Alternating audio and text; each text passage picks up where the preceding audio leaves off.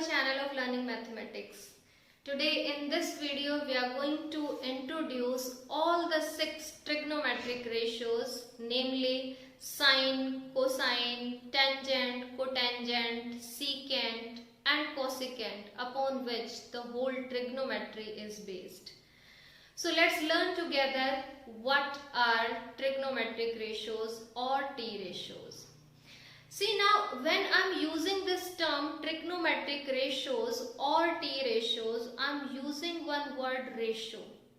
And of course you are very much familiar with this word. So firstly let us briefly recall what is a ratio. Ratio क्या है? Actually ratio is comparison of two quantities by division method. जब किन्हीं दो quantities को जो कि same type की हैं और सेम यूनिट में हैं उनको कंपेयर किया जाता है by division method, then we say that those two quantities are in that ratio. जैसे समझते हैं इसको किसी एक छोटे से एग्जांपल से. सपोज कीजिए दो बच्चे हैं और उनके पास से कुछ मार्बल्स हैं.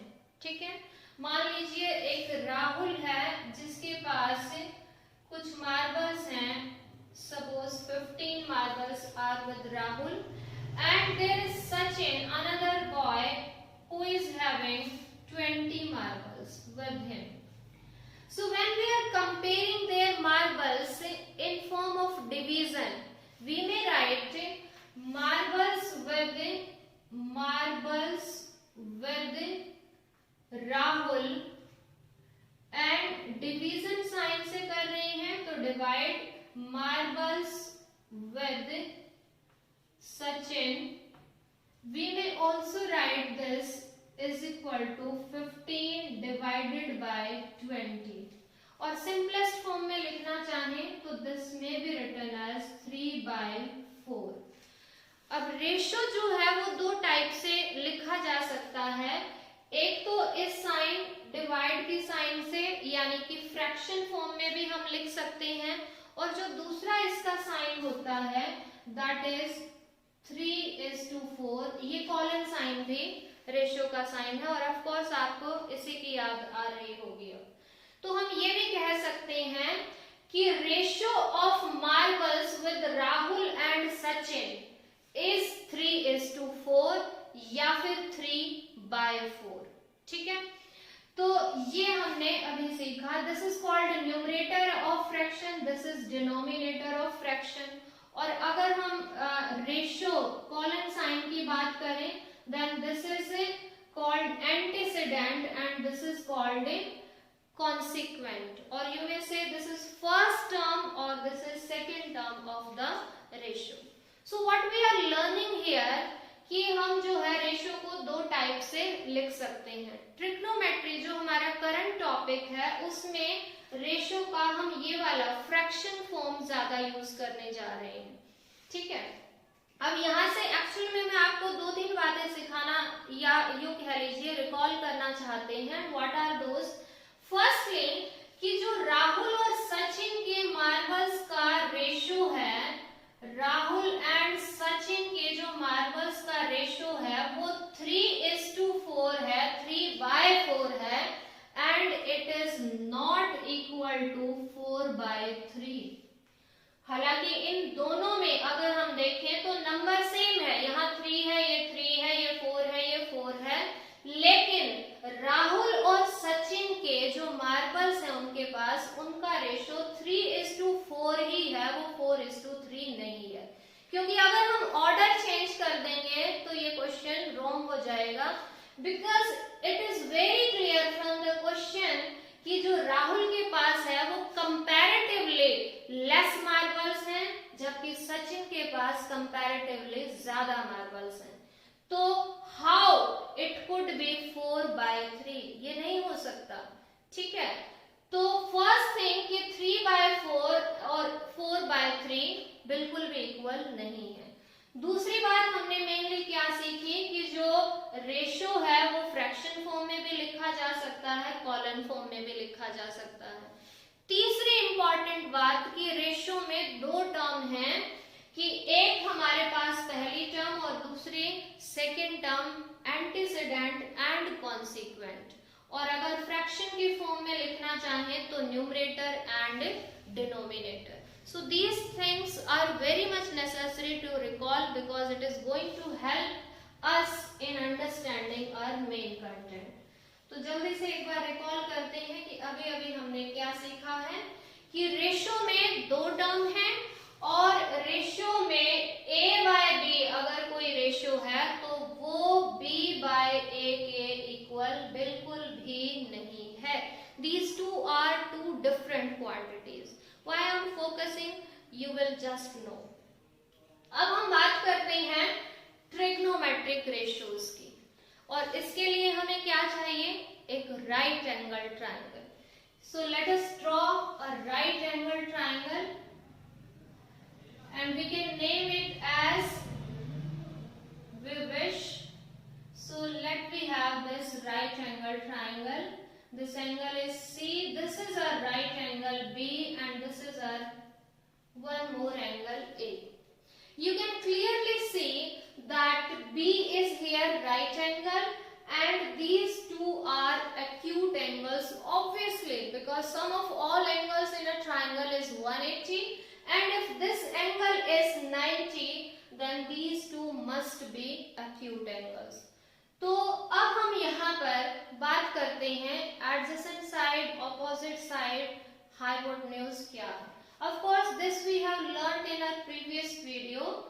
Still we are recalling. Suppose कीजिए कि यहाँ पर मैं एंगल A को कंसीडर कर रही हूँ, तो इस A के अकॉर्डिंग, इस एंगल A के according what will be base? Base यानी कि adjacent side to angle A. And surely this is our base. ये हमारे पास base है, और you may say this is adjacent side to angle A. Adjacent side. And according to this angle A, what is perpendicular, or you may say opposite side? Side opposite to angle A will be this. So this is our opposite side. ठीक है? और you may say it is perpendicular. Perpendicular according to angle A. ये सारे हम angle A के according use कर रहे हैं. And hypotenuse, that is the side opposite to 90 degree angle, and this is our hypotenuse. ये हमारे पास hypotenuse है. So now see. We are having here three sides of triangle. अब हम जो है इनको adjacent और opposite की बजाय we will use here base and perpendicular and hypotenuse. Short में हम वो use करेंगे so that it is easier to understand now. ठीक है? तो अब यहाँ पर तीन sides हैं, base है, perpendicular है और hypotenuse है. Now how many ratios we can create using these three sides? Let us see. अब हमने अभी सीखा है कि जो रेशो है उसमें सिर्फ हम दो टर्म, दो वेरिएबल ले सकते हैं. वो क्या है? एक numerator and another is denominator. सिर्फ दो चूज कर सकते हैं. तो चलिए हमने पहले ये दो साइड चूज कर ली हैं. This is our base and this is hypotenuse. ठीक है? तो इनसे हम दो रेशो क्रिएट कर सकते हैं. One could be base by hypotenuse and another could be hypotenuse by base. आपको अभी अभी ये चीजें जो है रिकॉल करवाई हैं कि these two are actually different quantities. Although both are having h and both are having b, but of course उनकी पोजीशन चेंज है. यहाँ पर b न्यूमरेटर में है और यहाँ b जो है वो डिनोमिनेटर में है. These two are different quantities. तो different quantities हैं, so these are different ratios. Similarly, अगर हम इन दो साइड्स को एक साथ कंसीडर करें, then again how many ratios we can create? We can create perpendicular by base, or it may be base by perpendicular. दो ही हो सकते हैं.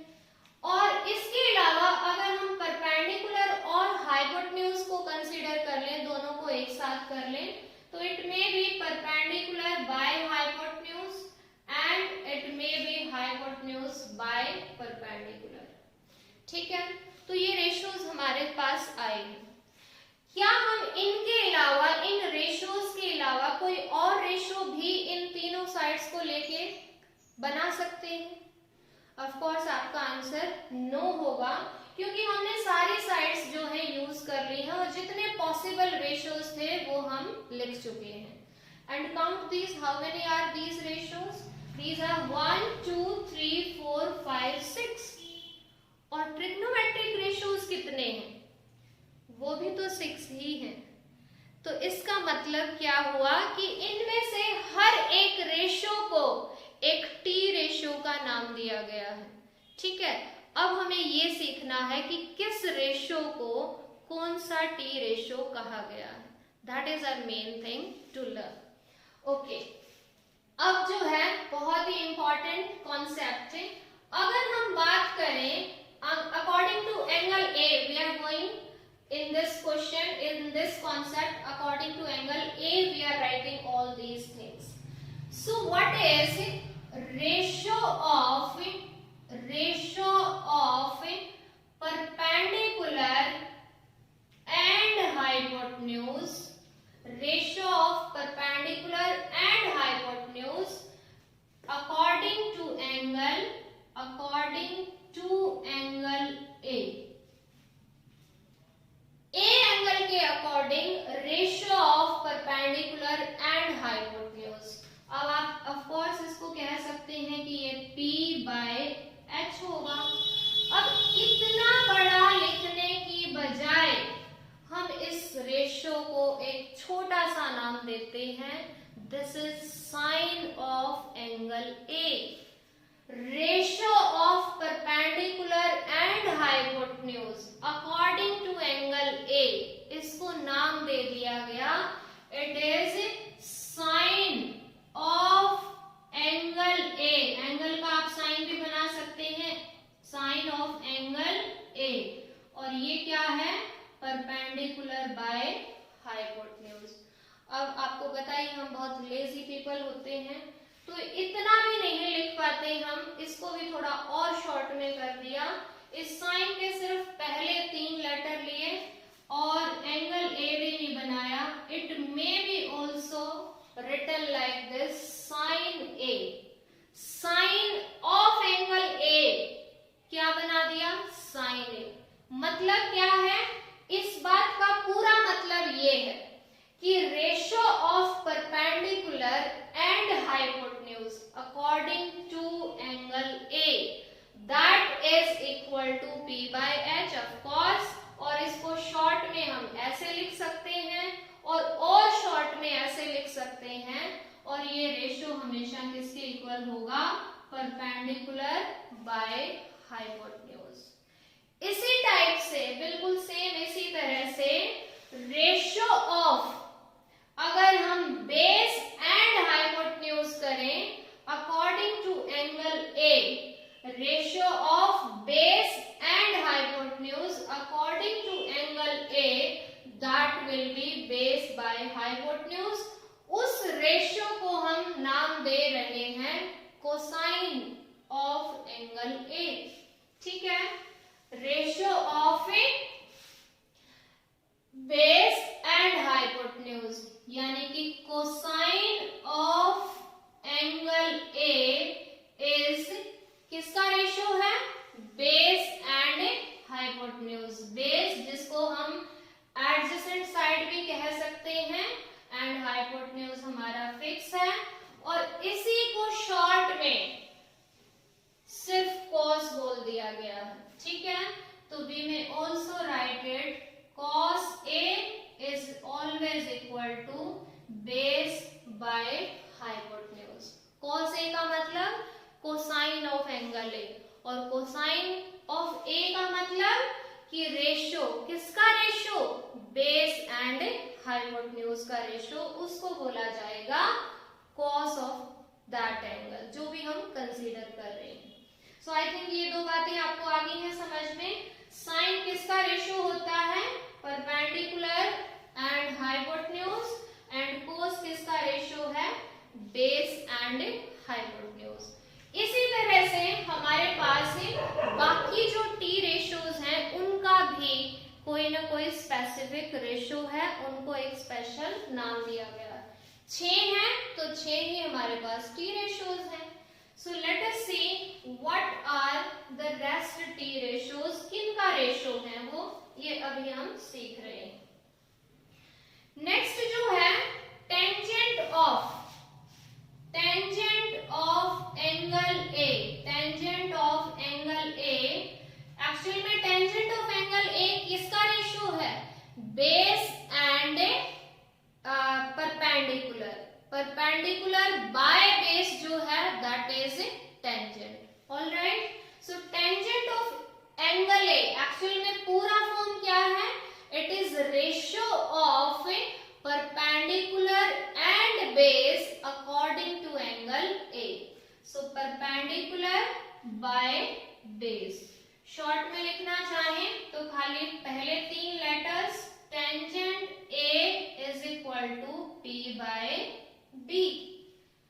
कोटेंजेंट किसका रेशियो है, इसी का just reciprocal, base and perpendicular का जो रेशियो है दैट विल बी कोटेंजेंट।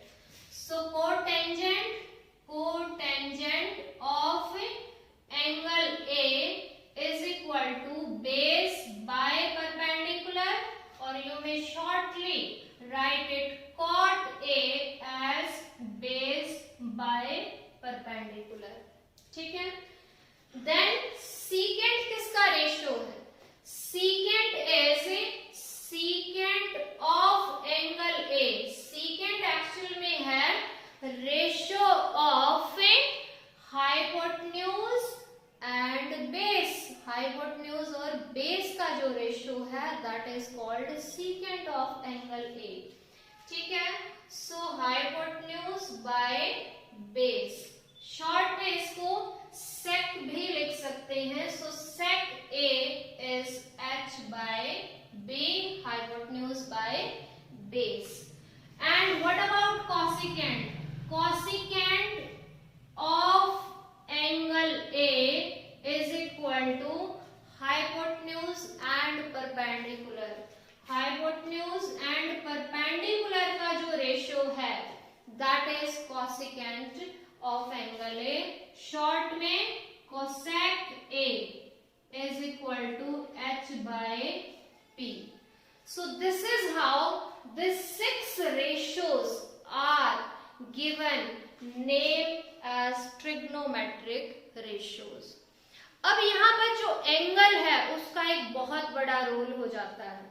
कैसे, चलिए हम एक कोई टी रेशियो लेते हैं और फिर उसके अकॉर्डिंग इस ट्रायंगल को कंसीडर करके देखते हैं कि उसकी वैल्यू क्या आती है। ठीक है, let us have sine of angle A, यानी कि साइन ए की बात करते हैं। ठीक है, साइन के साथ सपोज मैंने ये एंगल नहीं लगाया, ठीक है, एंगल नहीं लगाया, खाली मैं बोल रही हूं कि साइन।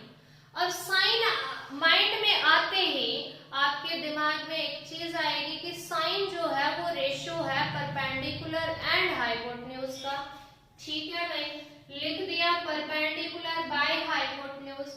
अब एंगल ए पता नहीं है, एंगल नहीं पता, मैंने एंगल सी ले लिया, तो सी के according what will be perpendicular, perpendicular तो ए भी हो जाएगा, एंड हाइपोटेन्यूज चलो फिक्स है, वो करेक्ट रहेगा, ये साइड जो है that is working as hypotenuse. So P by H is okay, but P according to which angle, क्योंकि जैसे ही हम एंगल चेंज करेंगे P की वैल्यू भी चेंज हो जाएगी, ऑपोजिट साइड चेंज हो जाएगी। ठीक है, so base and perpendicular will interchange if we are interchanging these two acute angles, और इन्हीं के बेसिस पे हमें टी रेशियोज देखने हैं। So it is very necessary to mention that angle which we are considering, because according to that only we will search for what is perpendicular and what is base। ठीक है, तो इसलिए angle को mention करना बहुत ज्यादा जरूरी है। और आपने अभी तक ये भी सीख लिया कि साइन ए एक्चुअल में साइन और ए की मल्टीप्लिकेशन नहीं है। ये यूं नहीं है कि अलजेब्रा की तरह कि x और y लिखे हुए हैं तो x और y के बीच में कोई साइन नहीं है, यहाँ पर कोई सिंबल नहीं है, तो x और y मल्टीप्लाई है, ठीक है, मान लिया। लेकिन यहाँ पर साइन और a के बीच में कोई अगर सिंबल नहीं है, it is not multiplication of sine and angle a, actually it is sine of angle a। अब कहोगे ऑफ का मतलब ही तो मल्टीप्लाई होता है, हमने सीखा है, ऑफ भी हमने शॉर्ट में लिखा है, actually it is a ratio of perpendicular and hypotenuse according to angle a, so that is the complete meaning of a sin a। so I hope ये आपने अभी सीख लिया है। तो अब हम शॉर्ट में एक बार जल्दी से सारे टी रेशियोज लिखते हैं और फिर उनको एक लर्न करने के ट्रिक सीखते हैं कि कैसे हम इन रेशियोज को याद कर सकते हैं, ठीक है। तो पहला रेशियो हमारे पास है एक्चुअली साइन का perpendicular by hypotenuse. Then second ratio हमारा कॉस के लिए है base by hypotenuse. And third ratio which is for tangent is that is perpendicular by base. ये रेशियो जो है वो साइन ऑफ एनी एंगल है, किसी भी एंगल को, जैसे अगर हम एंगल कंसीडर करेंगे ही करेंगे, चाहे हम एंगल A कंसीडर करें, चाहे हम एंगल C कंसीडर करें, so that is necessary to consider. तो कोई भी आर्बिट्रेरी एंगल जब ले लेते हैं तो उसको यहाँ एक सिंबल दिया गया है एंगल के लिए भी आपकी बुक में, दैट इज थीटा। और थीटा क्या है, ऐसे जीरो को इस तरह से काट दिया जाता है बीच से, तो that is somehow theta. Zero भी नहीं है, थोड़ी सी ओवल शेप होती है, अंडे के टाइप की शेप होती है इस तरह से। So this is for sine theta and this is for cos theta and this is for tangent theta, ठीक है। Tangent of any angle is perpendicular according to that angle divided by base according to that angle. Cos base according to that angle जो भी consider कर रहे हैं, divided by hypotenuse according to that angle, and sin is perpendicular divided by hypotenuse। अब जब हम पढ़ते थे हमें इसकी एक छोटी सी ट्रिक बताई गई थी, आप चाहो तो अपना कोई और वर्ड्स भी यूज कर सकते हो। It may B Pandit Badri Prasad हर हर बोले एंड सोना चांदी तोले। बाकी आप अपने भी बना सकते हो, इसको जस्ट याद करने के लिए, जो कि वेरी कर सकती है, कोई भी ट्रिकी या फिर कैची से वर्ड्स लेके आप इसको याद कर सकते हैं। अब आप कहोगे बाकी तीन का क्या, चलो साइन कोस टेंजेंट तो हो जाएंगे। जो साइन है उसका रेसिप्रोकल, यानी कि इनका अगर हम रेसिप्रोकल कर दें, that will become for cosec theta. तो कोसेक के लिए क्या हो जाएगा, h by p will be for cosec theta and cos का जो रेसिप्रोकल है यानी कि hypotenuse divided by base, that will be secant theta, or you may say sec theta, that is hypotenuse divided by base। and what about tangent, बताओ जल्दी से। yes, it is cotangent, ठीक है। तो टेंजेंट का reciprocal that will B cot theta, और इसके लिए हमारे पास जो रेशियो होगा that will be base by perpendicular. तो आज आपको दो चीजें बहुत अच्छे से याद करनी है, एक तो साइन का जो रेसिप्रोकल है दैट इज कोसेक, कॉस का रेसिप्रोकल है दैट इज सीकेंट, टेंजेंट का जो रेसिप्रोकल है दैट इज कॉट, और इनके जो टी रेशियोज हैं that is very much necessary to do the whole trigonometry। yes, I hope this lecture would be very much beneficial for you, and please see all the videos related to trigonometry if you want to master this topic।